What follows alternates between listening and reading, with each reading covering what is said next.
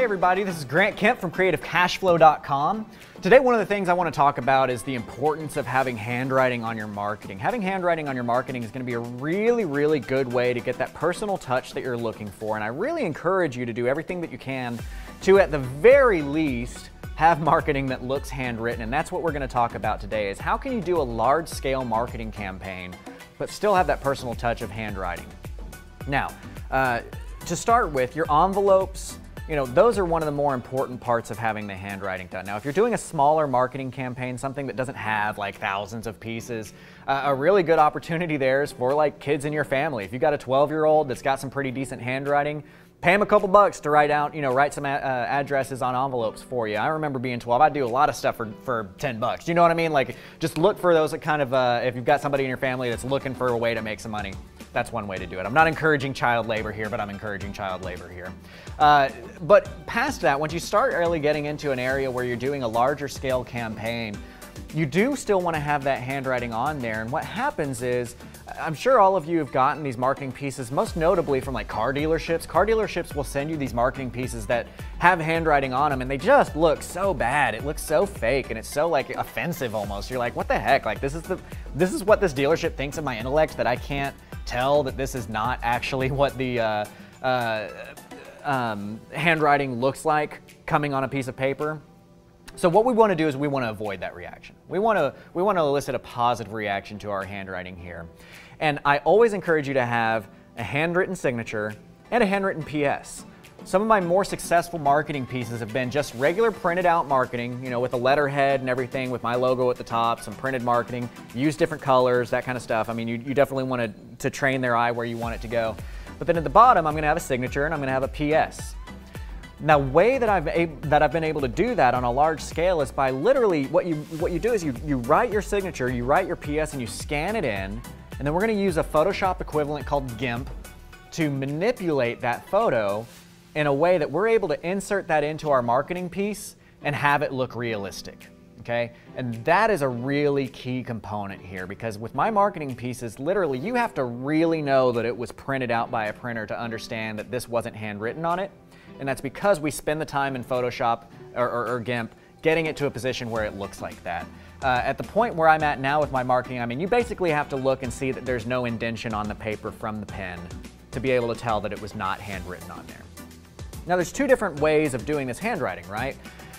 I've talked about doing just a regular print and then having handwritten signature, handwritten PS, but then what if you wanted the whole letter to look handwritten? Well, in that case, you're going to have a handwriting font. And you can also do this for your envelopes. If you want to do a larger scale operation but have it look handwritten and have it look good, you are going to need a handwritten font. And those are very difficult to get right as well. The problem with those is that when you create handwritten fonts, through most handwriting font makers, you've got the same L every time. You've got the same G every time. Everything looks the same, and so then again, it does look fake. So after I get done showing you how we're going to manipulate the photo of your signature and the photo of your PS, I am going to show you how you can create a font that also looks realistic, that you're going to be able to use on a larger scale if you want to have that, that handwritten look on your envelopes or whatever else that it is you're looking for. I want to say at first, I use the HP Pro 8600 series printers. That's what I use.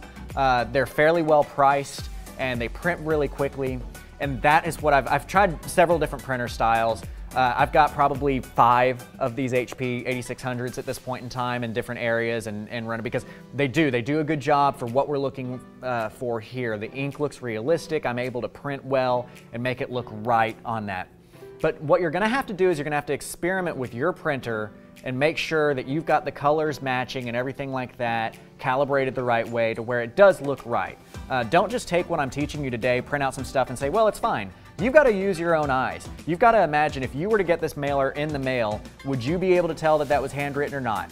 And you will probably obviously be able to tell not, because you've got kind of the clues, like I said, like does it have the indentation from the pen actually hitting the paper? But what you've got to look at it is, hey, if I was getting this letter for the first time and just kind of reading through it, would I think that this person signed this or not? And if the answer is yes, or most likely, then you're good to go on that. So the first thing that you need to do is you need to go to gimp.org/downloads, GIMP, and we're going to look at my computer screen here, gimp.org/downloads, and you're going to download GIMP. Again, GIMP is a Photoshop alternative. This is freeware. It's trustworthy. It's been out. Well, I should say it's shareware. So there's a lot of people that have contributed to making this a good product. It's a very powerful product that you don't have to pay for.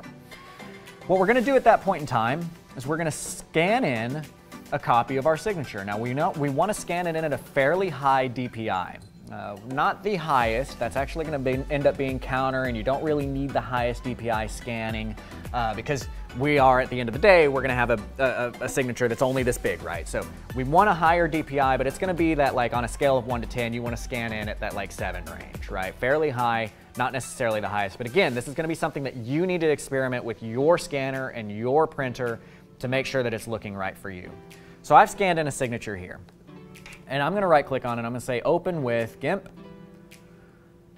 That's going to open up my GIMP application and allow me to start working on it. And what we're looking for here is a couple of things. We want to see our toolbox and we want to see our layers, okay? Now our toolbox is going to be what we actually get to edit stuff with. These are our toys to play with. I mean, it's pretty self-explanatory here. If you do not see your toolbox, what you need to do is you need to go up to your tools at the top of the screen and go down to Toolbox, and that's going to open up your toolbox for you. We're also looking for layers here. Again, if you don't see layers, you've got the ability to come in here. If you create a new layer, it should open up that layer box for you. And by the way, you know, one of the cool things about GIMP is that it has been around for a while, so there's a ton of tutorials out there on YouTube, that kind of thing. If what I'm doing is not matching up with what you see on your screen, go out and check out YouTube. See what they've got to offer for you. Like I said, it's been around for a while, so look for some of the more recent videos because it may have an older version. GIMP also has a really good support section. Again, it's shareware. It's got a lot of people involved in this kind of stuff. So you should be able to find what you're looking for out there. So anyway, back to this. We're going to look at our layers here.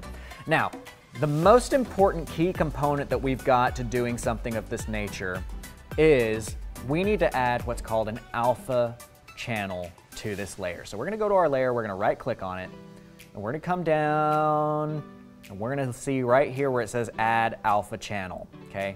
If it's grayed out, you already have your alpha channel. If it's not grayed out, you need to click on that button. And what that does is that adds transparency to your image.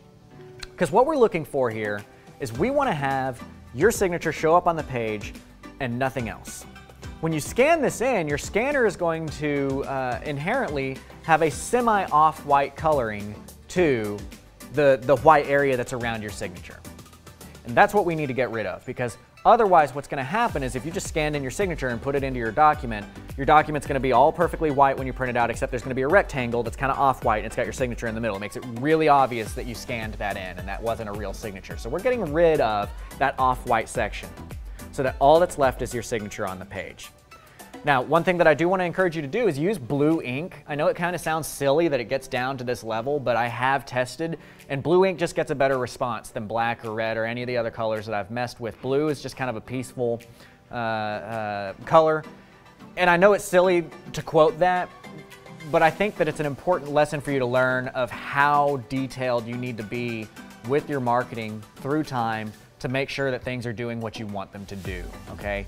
I want to step back and say the most important part of marketing is doing it. The most important part of marketing is actually getting marketing out there.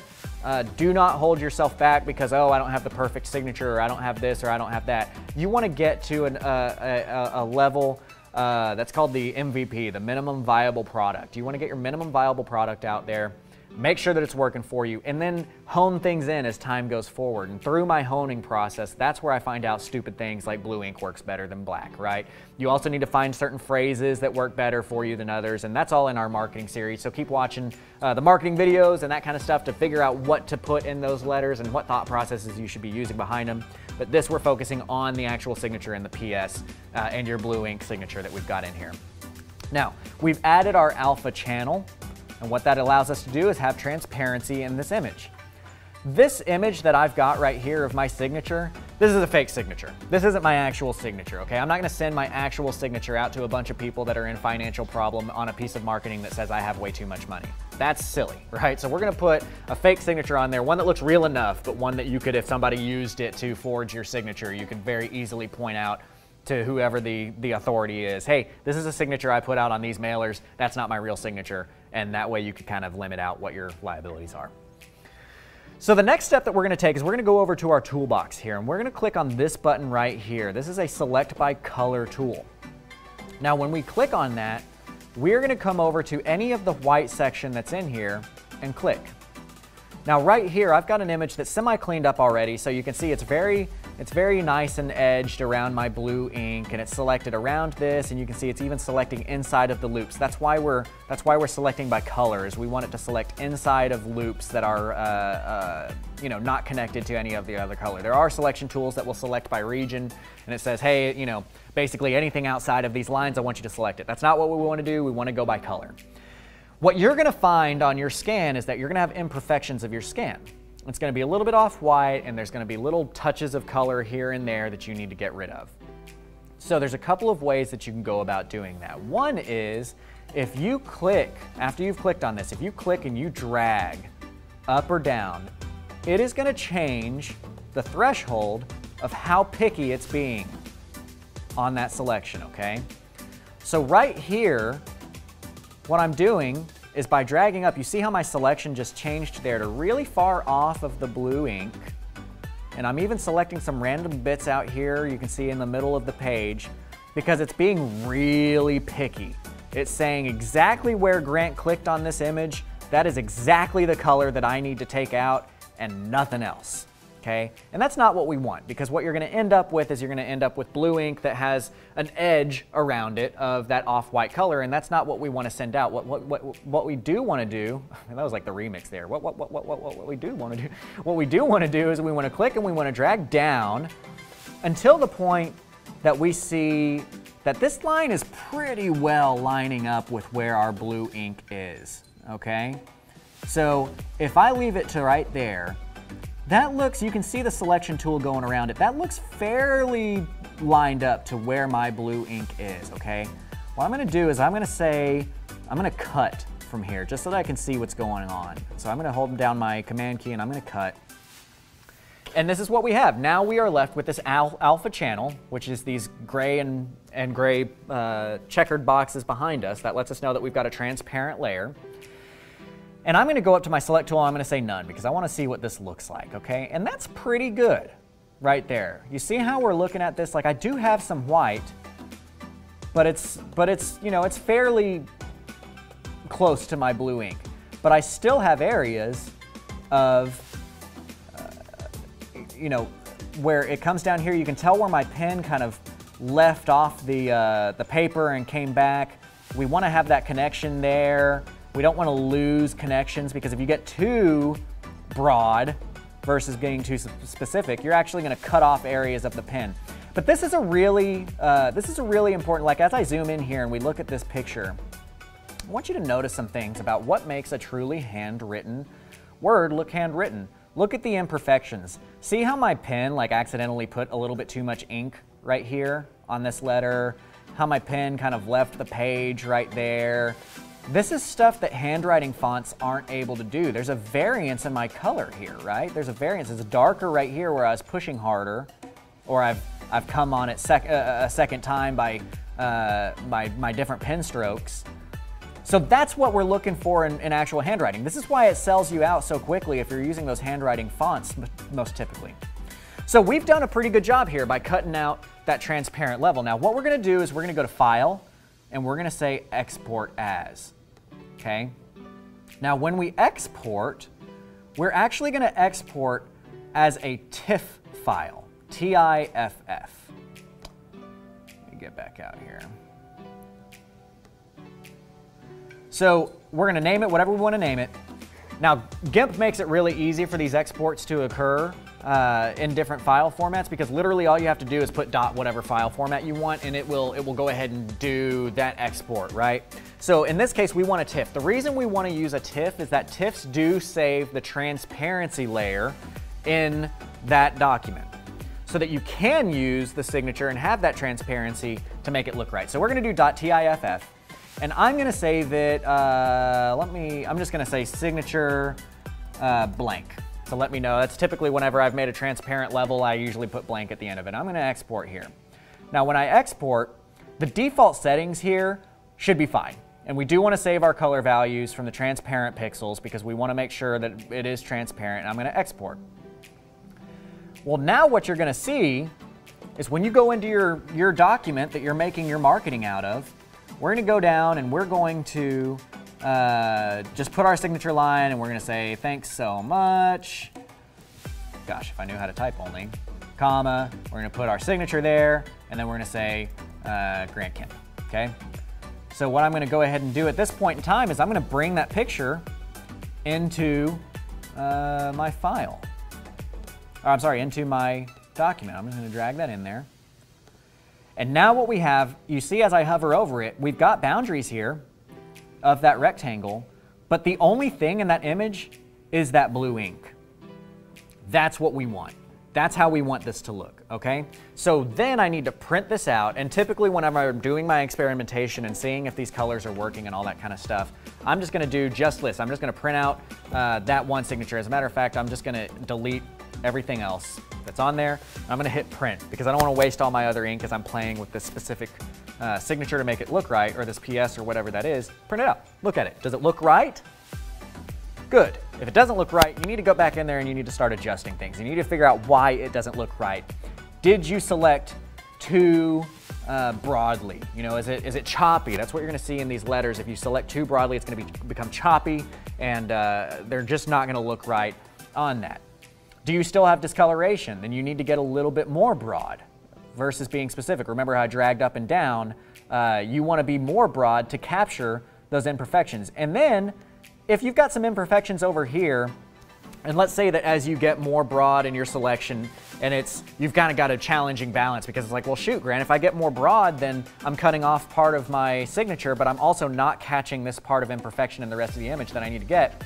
Go back over to your toolbox, and you have a square select, you have a circle select, and you've got a lasso tool. The lasso tool kind of lets you draw around things to get that selection, and then go from there and delete or cut or whatever you need to do to get that changed.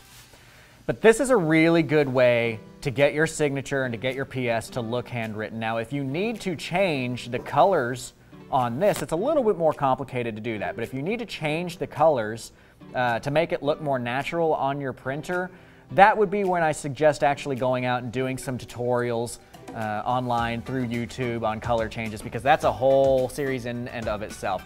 Most of the time though, if you do what I've just told you right here, most of the time it's going to turn out looking just fine for you, okay?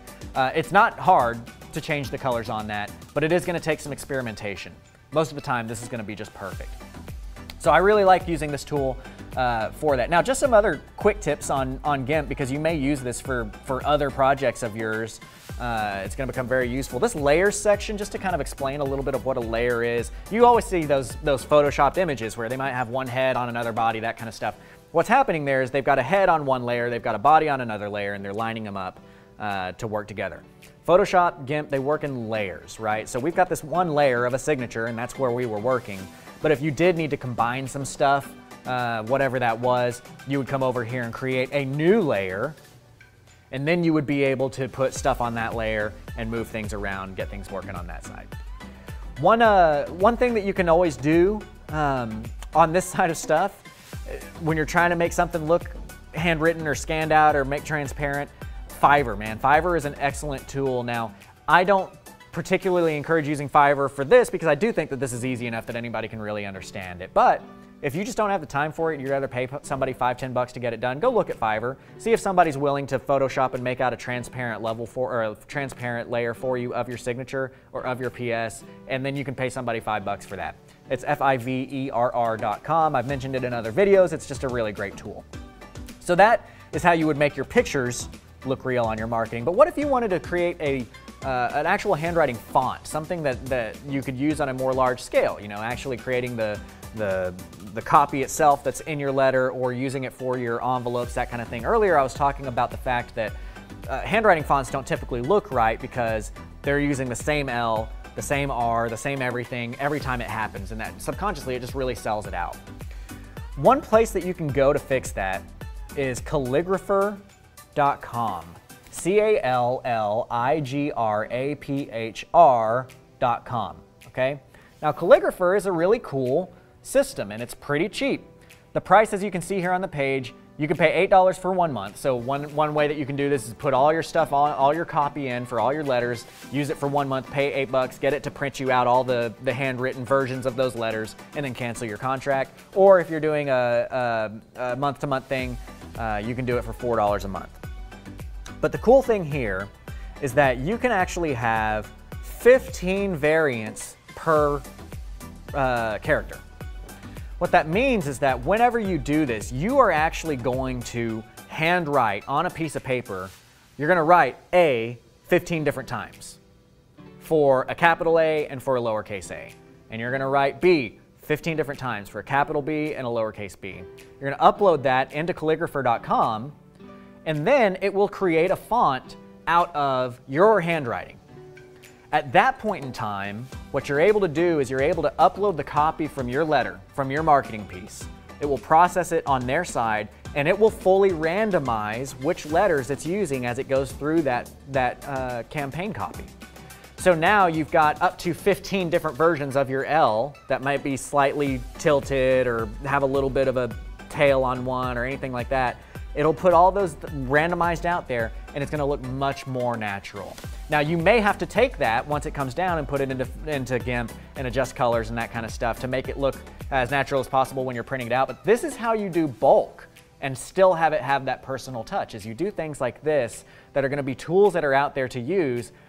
And it's incredible, the free or cheap tools that you have available to you that get this kind of stuff done. So again, it's really important that you do have some kind of handwriting on there. Now, depending on the overall meta of marketing at that point in time, sometimes when everybody is sending out handwritten letters, the letterhead letters work better. When everybody is sending out letterhead and professionally printed stuff, the handwriting letters look better. So it's up to you to be A/B testing, seeing that everything works, and pouring your marketing money into the area that's working most for you at that point in time. My job is to teach you principles here, right, that you can use for a long time. I'm not just teaching you how to buy houses right now, I'm teaching you how to buy houses over time. And these are principles that you need to understand going forward. That stuff might change later, and you've got to be ready to change it. These are two tools that you can use to do that. Okay, so mess with this, play around with it, get your signature moving, get your PS moving through these pieces of marketing. It's going to work really well for you. And whatever you want in that PS line, by the way, I'm talking about a PS line. The viewer's eyes automatically go to PS lines. It's one of the first things that they read. So make that impactful. Make your PS impactful. I always like to put PSs on every piece of letter that I send out, or every piece of mail that I send out, because of that reason. But play around with this and get this ready for your marketing campaigns, and you're going to do really well with it. Keep on watching these videos. Find me, creativecashflow.com on Facebook. Look for propelio.com. Follow us on Facebook and Twitter and all those kinds of fun things. And check out creativecashflow.com. We've got personal mentorships. I've got the education series, all that kind of stuff that you can look through so that we can really go in depth on all of this stuff. If you are a basics member, consider moving up to the more advanced stuff to find out more of what's going on here, or even the personal mentor side. If you need the one-on-one training, be happy to give it to you. So until next time, keep on learning.